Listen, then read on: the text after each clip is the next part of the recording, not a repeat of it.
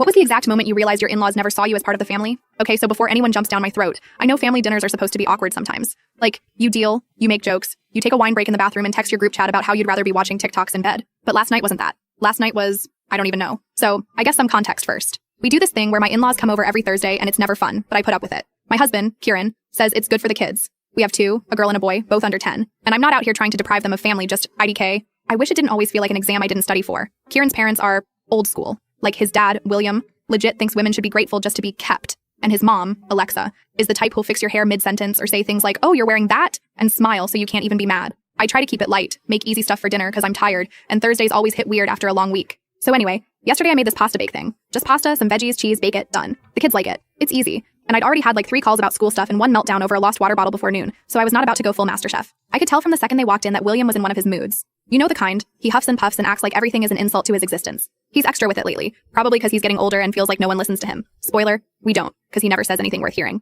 So it starts with the food. I'm just trying to serve it and he's making these faces like he's sniffing something rotten. The kids start giggling, which just makes it worse because now he's got an audience. He pokes at it and goes, "This the best you can do?"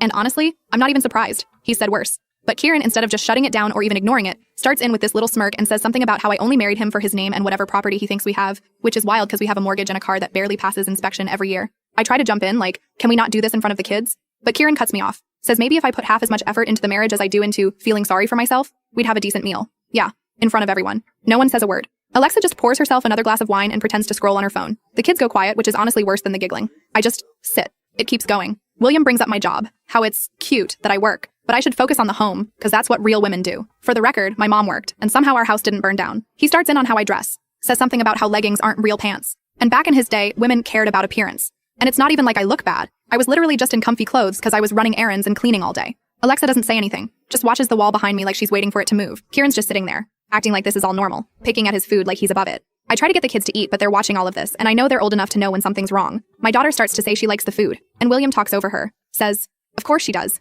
Kids don't know any better. I want to tell him to shut up, but I'm so tired. I don't feel like fighting. I just want dinner to end. So I take my phone and just scroll. I check Instagram. I text my sister something like, kill me. She sends back a meme which honestly does nothing. I hear William say something about how my generation is soft, and how if I'd been in his house, I'd have been sent packing a long time ago. Kieran's laughing. Like actually laughing. I don't even recognize him the way he's acting. I get that he's always trying to get his dad's approval, but why does it have to be at my expense? Makes no sense. At some point, I just stand up and start collecting plates. Kieran asks if I'm going to cry, which is insane, because I'm literally just trying to get through the night without screaming. I tell him I'm fine. He rolls his eyes. But here's the thing. They think last night was just another awkward dinner. They have no idea it was the beginning of the end. The full story is on the channel, link below.